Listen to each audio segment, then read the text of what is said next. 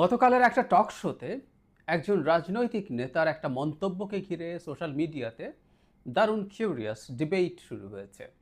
আমি প্রায় বলি যে ঝগড়াঝাটি না হয়ে গেলে বা খানিকটা ঝগড়াঝাটি মাঝে মাঝে হতেও পারে, মানে ঝগড়াঝাটি না হয়ে গেলে ডিবেট আমাদের জন্য খুব হেলদি। এগুলোর মাধ্যমে আসলে আমাদের গণতান্ত্রিক ব্যবস্থায় আমরা আসলে ধীরে ধীরে ঢুকবো।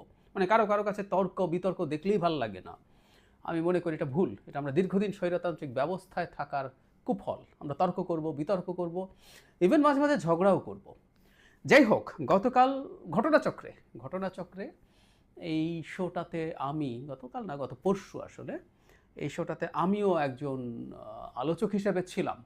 ঠিকানায় খালেদ মহিউদ্দিন শোতে আমার সাথে ছিলেন এবি পার্টির প্রেসিডেন্ট জনাব মুজিবুর রহমান মঞ্জু।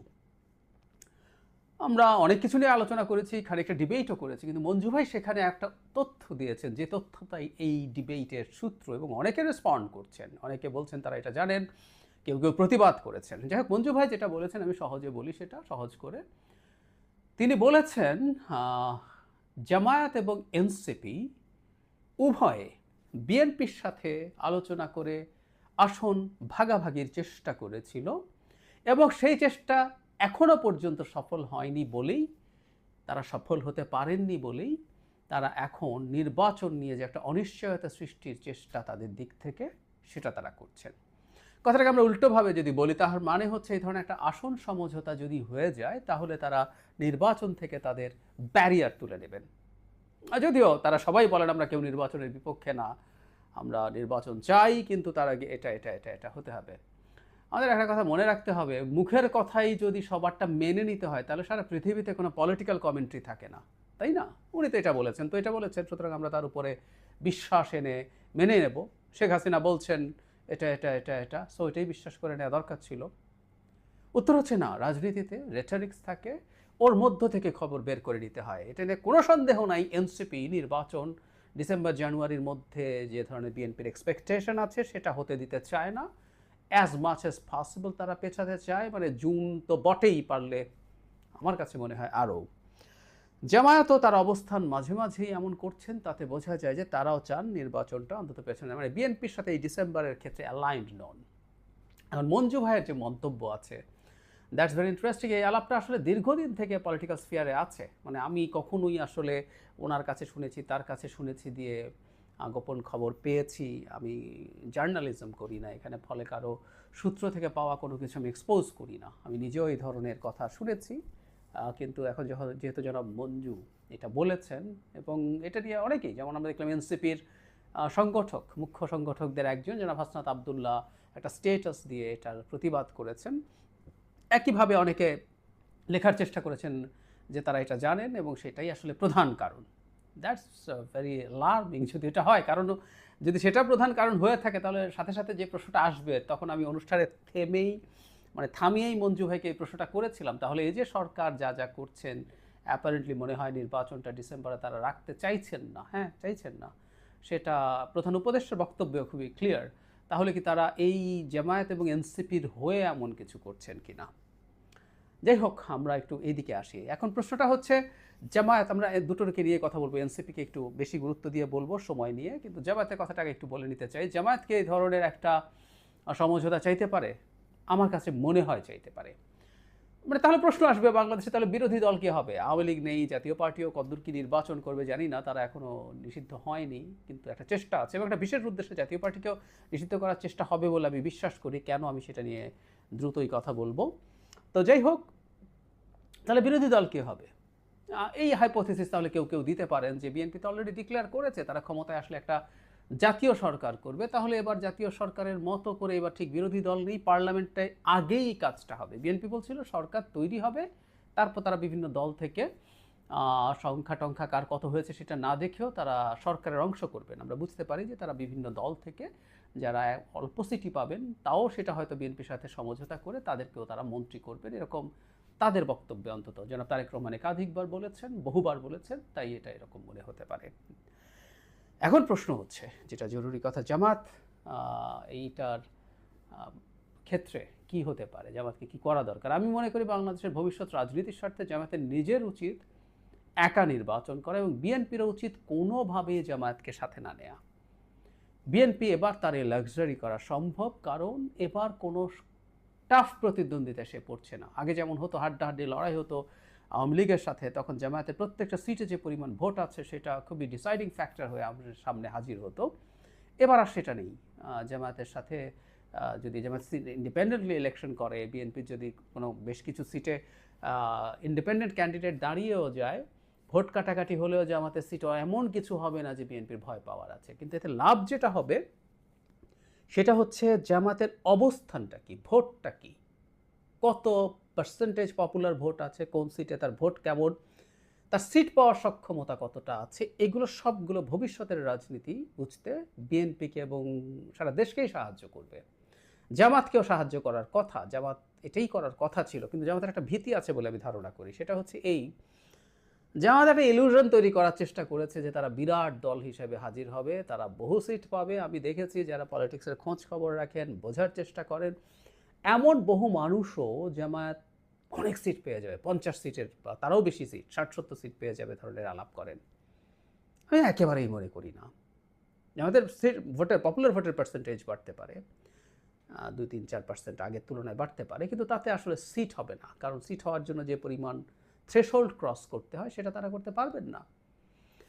ফলে জামাত যদি দেখে তারা একক নির্বাচন করে তাদের, ধরলাম আমি মনে করি না জামাতের চেয়ে বেশি সিট পাবে, আমি নিজেও আসলে এটা আমার ধারণা, কারণ আমিও বা বাংলাদেশে বহুদিন নির্বাচন হয় না, আমরা জানি না জামাতের অবস্থা কী। আমি মনে করি না জামাত 15 সিটের বেশি পাবে, আরও যদি বাড়িয়েও ধরি 20 সিট পাবে।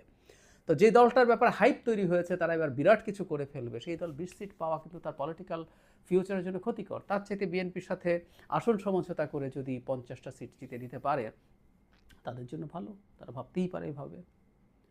আবার আবার এনসিপির কথা এবার আসি।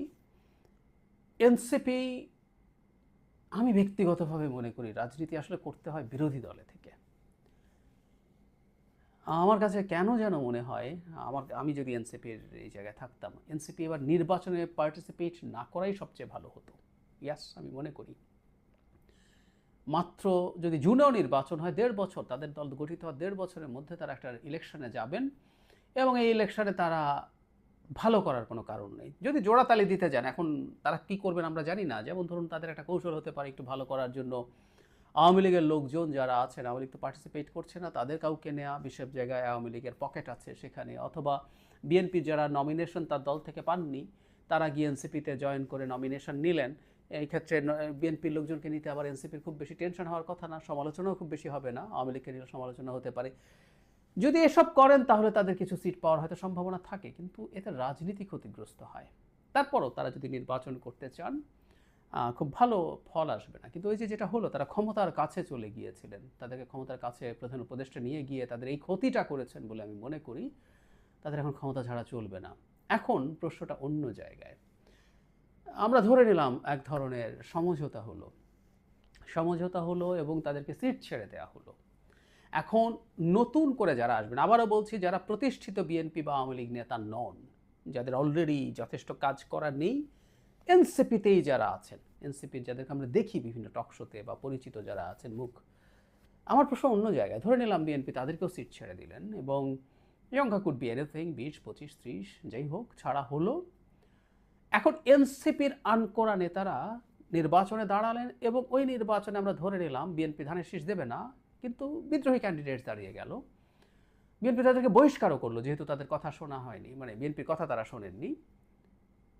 আমার প্রশ্ন হচ্ছে, এই প্রশ্নটা আমি পার্সোনালি অনেককে করে দেখেছি, কারণ আমি দেখেছি প্রচুর সিম্প্যাথাইজার্স আছেন এনসিপির যারা মনে করে এদের বেশ কয়েকজন অন্তত পার্লামেন্টে যাওয়া দরকার।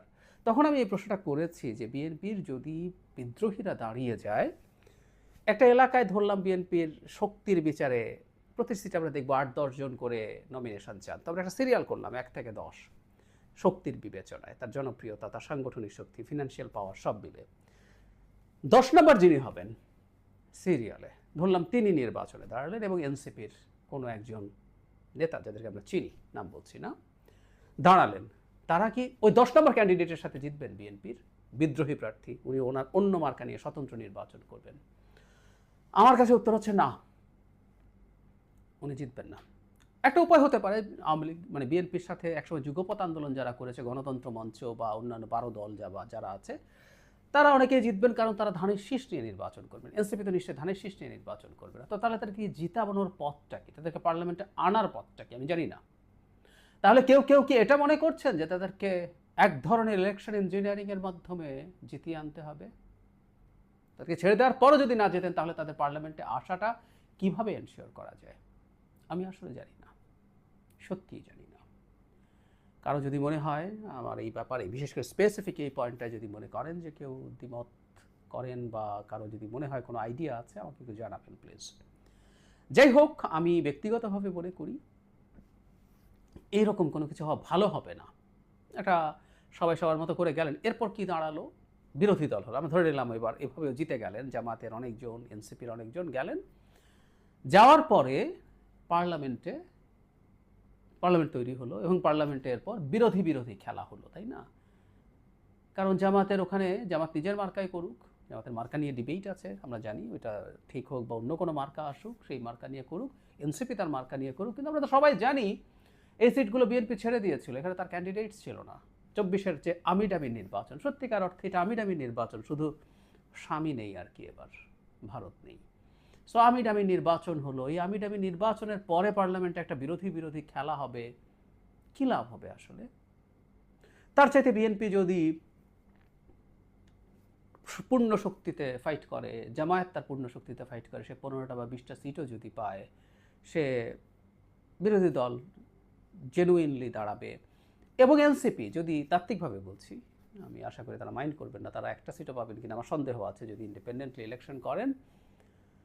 সেই ক্ষেত্রে তাদের যাই পান নাও পান, বিরোধী রাজনীতিতে তারা করতে পারবেন। আমরা সোফার দেখছি তারা বিরোধী হিসাবে বিএনপির বিরোধিতায় কখনো হয়তো মাত্রাতিরিক্ত অ্যাগ্রেসিভ হয়ে পড়ছেন, অ্যাটাকিং হয়ে পড়ছেন, এছাড়া তারা খারাপ করছেন না। বিএনপি ক্ষমতায় আসলে আমরা নিশ্চিত থাকতে পারি বিএনপি অনেক ভুল করবে, অনেক সমস্যা পড়বে এবং সেগুলো নিয়ে চমৎকার দুর্দান্ত বিরোধী রাজনীতি হতে পারে। এনসিপি সেই রাজনীতি করে গড়ে উঠবে, পরের বছর পরের যে নির্বাচন সেটাই তারা অনেক ভালো কিছু করার সম্ভাবনা আছে।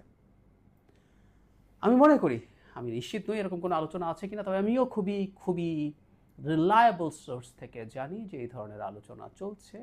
আমি সোর্স নিয়ে কথা বলি না, যেহেতু মঞ্জু ভাই বলেছেন তার সূত্রেই যেহেতু একটা ডিবেট শুরু হয়েছে, তাই আজকে বলতে গেলাম। এইটা আসলে বাংলাদেশের গণতন্ত্রের ভবিষ্যতের জন্য আদৌ খুব ভালো কিছু হবে না।